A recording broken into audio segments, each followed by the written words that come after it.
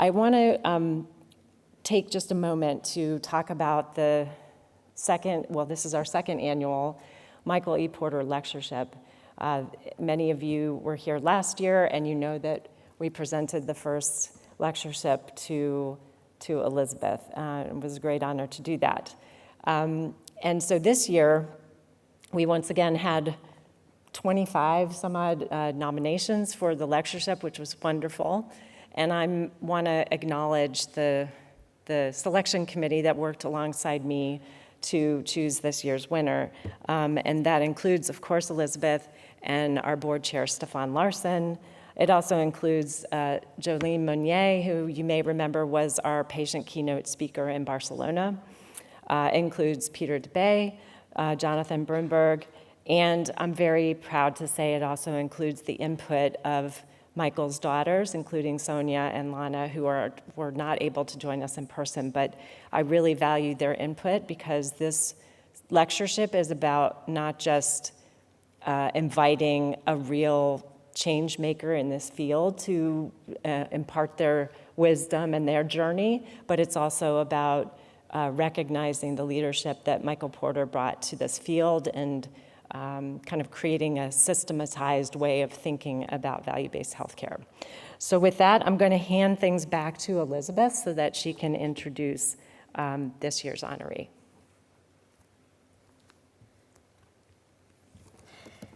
It is my honor, straight up my delight, to be able to introduce Jens Deerberg-Wittram to you. When we thought about this award, I was thinking about is, who could this award go to that would just make Mike Porter's heart sing? And immediately, Jens jumps to mind. He stands out so clearly when you think about the award that way. You know, I bet almost all of you, maybe all of you, have heard of the Martini Clinic and know about its expertise in care for patients with prostate cancer. You know about that because of Dr. Deerberg. He researched it, wrote about it, got all of Germany measuring the ICHOM standard sets on prostate cancer so that they could be compared and show the excellence of the results. Your knowledge of that fabulous example tells you about the quiet, persistent, effective leadership of Dr. Jens Deerberg-Wittram. He's not only a great mind, he's really, really good at making things happen. Before we met him, before we had written about value-based healthcare, he had been measuring outcomes in mental health care at Schoen Clinic in Germany. I mean, that would still be considered state-of-the-art, but he was doing it long before, and did the early studies in TDABC that our team did there. He was the first president of ICHOM, shaping the vision and direction, but he created not just an organization, but a community. The leadership and vision that shows is just remarkable.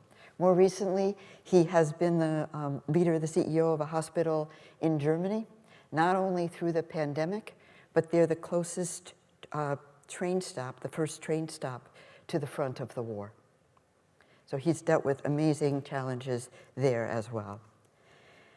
Jens brings heart and soul to everything he does. I remember early on at Harvard, and he was joining the faculty and working there as in an academic role, and we met outside of Harvard at a restaurant, off grounds, and I told him that I was worried that the way the attention was gathering, we were losing the focus on trust and compassion and relationship-centered care that had been so central to this from the beginning. And I thought Jens was going to explode. He just, boom! Every one of these things were critically important to how he thinks about leadership, how he thinks about patient care, how he thinks about what value means, he just, heart and soul was ever more fully in. He's a great leader. He's inspirational. I think most of us have encountered him at some time and been the beneficiaries of his inspiration. The iconic story for me on that was the effort, I think it was probably the third ICHOM conference ever. But I arrived having literally not kind of gotten the memo, the email, because I wouldn't grow a mustache. So, but he had asked everyone who could to grow a mustache for the month of November to support the Movember effort to raise awareness around prostate cancer. And so I walk into this room with hundreds of people, and every guy in the room had a month-long mustache, and they all looked awful. So I walk in, it's like, what the heck is going on here? All these guys are sporting these shaggy-looking mustaches. And Jens shows up, also in a mustache, thanking everyone for being so visibly part of this big effort. And you realize he's got everybody on board with doing something they would not otherwise dare to do, but they would with his leadership, with his inspiration, with his vision. So he managed to marshal incredible energy around that. And when he tells the story, it ends with the comment that his wife's birthday is at the end of the month of November, and she had only one request for her birthday that year. Please, shave it off. I know I don't want to say more. You're about to get to hear Jens talk himself directly about the vision. There's not a better person to have this award. He's been so influential in this field. And this is this moment of that when we're thinking about, how do we move to what's next? That's where Jens always is skating quickly to what's next. Thank you. Jens? Can we do a picture before? Can we do a picture before? Before? Can we do a picture before? Yeah, is that okay? Yes, of course. Come. Okay, already. Me too.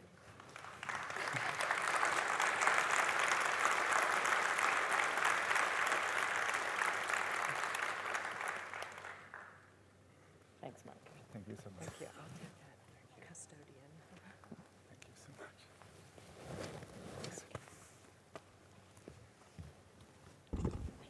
Wow, no mustache today. Let me start with Elizabeth. Dear Elizabeth, thank you very much for your kind introduction. I am almost embarrassed for the praise you have given me, and as a root German, I might accuse you for exaggerating too much, but honestly, I am very grateful. And I am a happy man today. Your warm words also honor the work of countless friends and colleagues who have guided, supported, and inspired me in my work for decades. Many here in the audience are among them. This lecture is dedicated to them. Let me say that up front.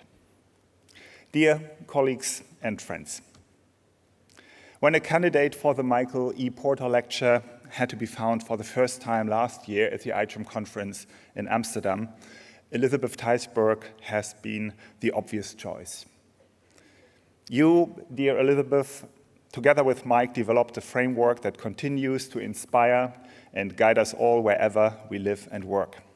Your contributions to the development and dissemination of value-based healthcare are undoubtedly unique. I am honored that the selection committee has now placed its trust in me to follow you as a lecturer. The good news of the day is those who come after me will find it much easier than I do now. The announcement of this year's Michael E. Porter Lecture says that I will be talking about the evolution of value-based healthcare, and I'm happy to do so, but be warned. You cannot talk about value-based healthcare in a Michael Porter Lecture without mentioning the dirty, taboo word, and that is competition. In healthcare, many practitioners consider the whole idea of competition to be suspect. Why is that? we often use competition as a metaphor for battles in sports or even on the battlefield in a war. And in sports, as in war, the goal is to defeat an opponent. There can only be one winner, and we sometimes use the term cutthroat competition to emphasize the lack of humanity that is in competition. In an era of daily exposure to the brutal war rhetoric of some politicians, it is difficult to excite civilized people about the metaphorical use of competition. This is especially true in healthcare, where the focus should be on cooperating and caring for sick people who need our help. Michael Porter, however, would strongly disagree on this false definition of competition. His analytical mind is not influenced by zeitgeist or fads. He would describe competition in which two very similar parties compete in order to destroy each other as a zero-sum competition. Zero-sum competition is a perversion of competition in which a lot of energy and costs are expended and in the end, no customer benefits. He strongly opposes this form of competition, particularly in healthcare. Instead, he calls for competition for value in which everyone who achieves good outcomes for their patients at reasonable costs can be successful. This competition is inclusive because it allows for many winners. In a value-based healthcare system, many providers coexist, each offering the best care concepts for their specific patient groups. The right metaphor for this positive sum competition is not the battlefield, but rather the art gallery, where many different works of art enchant us visitors. There is no best painting that wants to outshine the others. Picasso is not beating Rembrandt, and Giacometti is not killing Rodin. Rather, their pieces of art coexist. Visitors have their own personal favorites, and the magic of the gallery lies in the diversity of the exhibition objects. Differentiation and uniqueness ensure survival in this positive sum competition. Poor copies, meanwhile, are weeded out. We need this positive sum competition in healthcare too. Differentiation with a simultaneous focus on the greatest value for a defined patient group. In this competition, you don't succeed by cutting costs or limiting services. On the contrary, the magic word for success in a healthy competition is innovation. Only through innovation, for example, new care models, new technologies, and new financing models, one can be successful. Stagnation and defending the status quo, whether through government influence or monopolies, are the enemies of competition for value. Michael Porter concludes, the only way to truly reform healthcare is to reform the nature of competition itself. Many people believe that the year 2006, when Redefining Healthcare was published, marks the beginning of value-based healthcare. That would mean that we were celebrating its 20th anniversary next year. That underestimates the preparatory work that has to be done for such a fundamental book. In fact, the first considerations about competition in healthcare are over 30 years old. Michael Porter, together with Elizabeth Theisberg and Gregory Brown, researched competition in healthcare as early as the beginning of the 90s.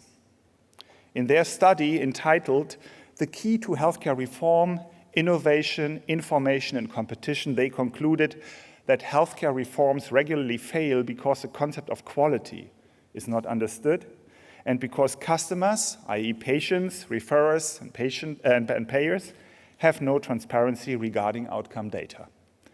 Only the freedom to choose from good and affordable healthcare options for which information on outcomes and costs must be available makes our healthcare systems affordable.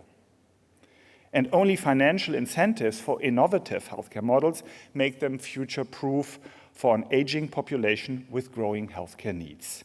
A statement that remains valid today, and one wonders who some politicians have been listening to in the past 30 years.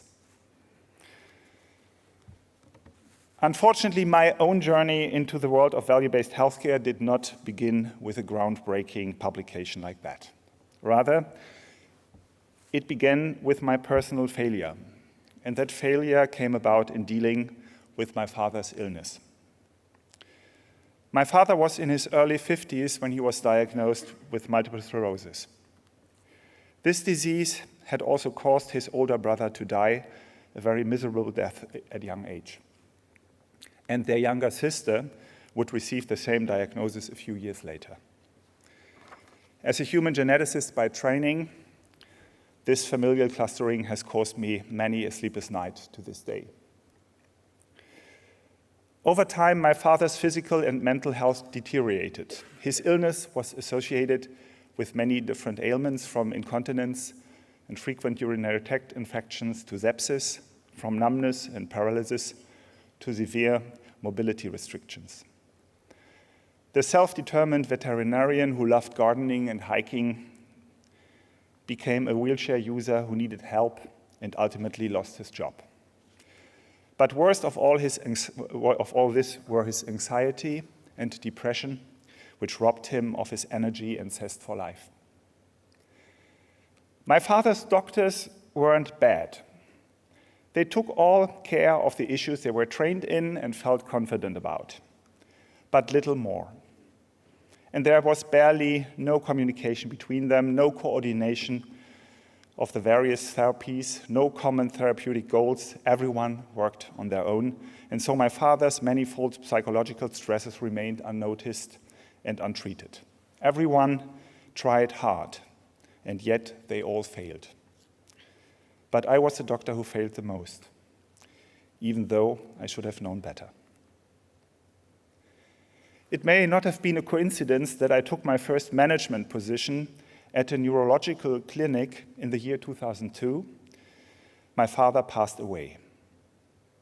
There, I was surrounded every day by patients who were suffering from symptoms similar to those of my father. But there I also encountered an interdisciplinary team of qualified nurses, doctors, physical therapists, occupational therapists, neuropsychologists, speech and swallowing therapists who recorded the individual complaints of their patients in detail and coordinated treatment accordingly. The treatment results were documented in a standardized manner and compared regularly. To do this, we established later a tool that we called medical scorecard. We had derived this term, of course, from Bob Kaplan's balance scorecard, but by that time I did not know that this wonderful scholar would teach me one day the miracles of time-driven activity-based costing. In 2004, I became CEO of a hospital group that included 15 somatic hospitals and mental care facilities. In the latter, I met fantastic psychiatrists and psychologists who gave me a crash course on the use of scientifically validated questionnaires. They used these instruments in order to screen their patients for symptoms, to determine their therapy needs, and to finally measure outcomes. In the years that followed, we extended this approach and developed an extensive system for measuring and comparing outcomes for all medical conditions that were treated at our clinics at larger scale. The results were astonishing. Outcomes often varied greatly, not only between different patients, but also between our hospitals. And wherever we investigated deviations, we found differences in the care processes. We made these differences transparent across our hospital group and motivated colleagues to learn from each other. And our clinicians started to tailor the care cycle precisely to their patients' needs. Over time, we achieved better outcomes at lower costs. Transparency about outcomes fostered a positive sum competition across our hospital group.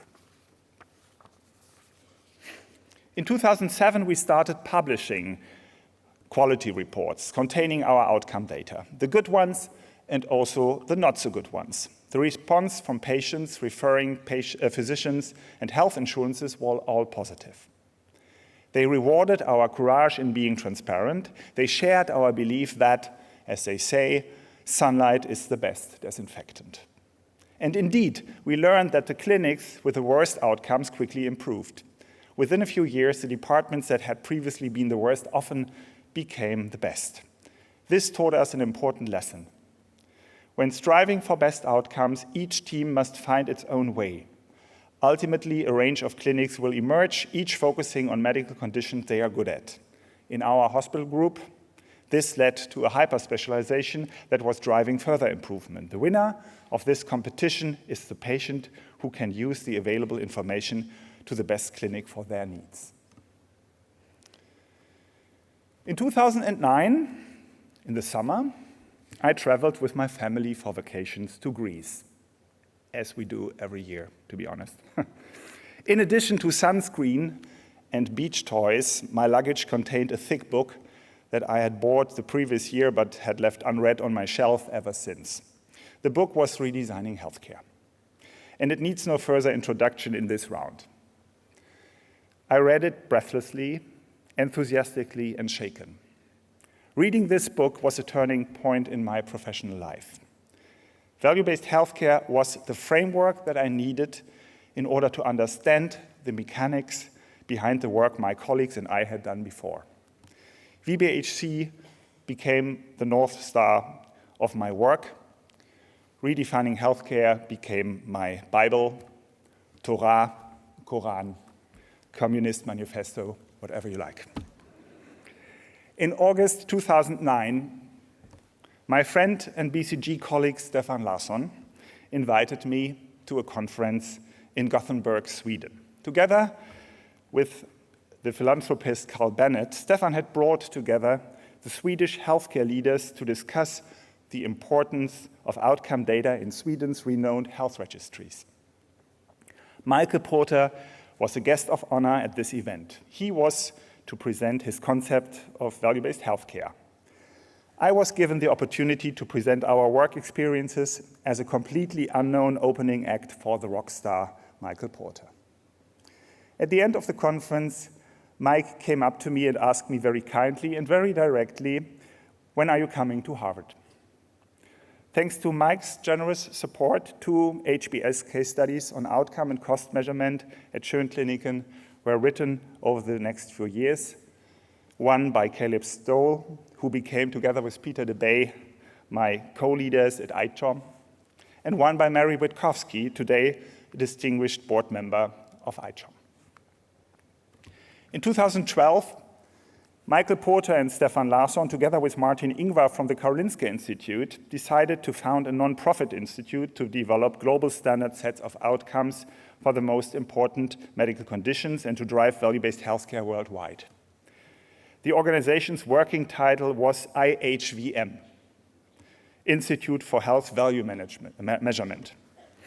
However, the title was complicated and difficult to pronounce, so we changed it to ICHOM. I leave it up to you to decide whether that was an improvement. I remember Michael Porter said ICHOM sounds like a sneeze. He's right. I became the first president of ICHOM, and my years at this wonderful institution were the happiest of my professional life, for sure. My family and I, we moved to Boston, and as a family we had an unforgettable time in the USA, what was then cosmopolitan, tolerant, generous, and optimistic. We often think back on that time and sincerely wish for it to return. Developing globally accepted standards of outcome measurement was an integral part of ICHOM's work, but not the only part. We also wanted to study care models, write case studies, develop reimbursement models, publish insightful papers, design training programs, and most importantly, establish a community of idealists and leaders dedicated to value-based healthcare. Looking around here in Dublin today, it's clear that the results could hardly be better. ICHOM is a highly respected global organization that champions value-based healthcare and outcome measurement like no other. Successive ICHOM presidents and teams have cultivated an international community of experts and frontline workers who share experiences and collaborate closely. ICHOM has also become the leading source for case studies, publications, and training materials on VBHC.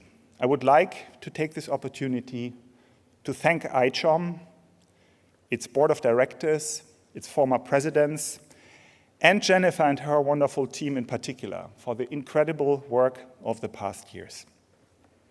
But we are far from finished. Much of what we set out to do in 2012 has yet to be accomplished. Too often, healthcare follows the traditions of doctors rather than the needs of patients.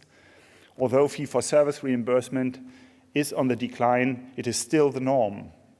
Outcome data is still not sufficiently standardized, but I am optimistic that we will meet many more times with the ICHOM community until all work is done. In conclusion, let's look ahead to how we can incorporate outcome measurement and value-based healthcare into systems worldwide. Here are 3 lessons. First, we have learned that changes to existing systems rarely occur abruptly. They occur much more often gradually. Therefore, instead of waiting for a big change that will never come, let's promote small changes to parts of the system. Here's an example. Currently, over half of all cancer patients in industrialized countries receive treatment at specialized oncology centers.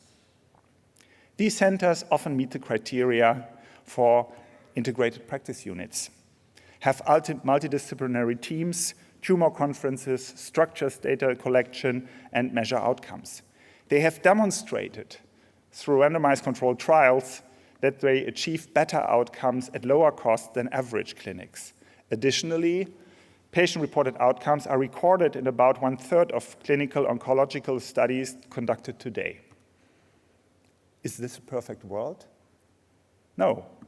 Cancer centers still often lack cost data, outcome comparisons, and value-based reimbursement models. However, progress has been made, significant progress.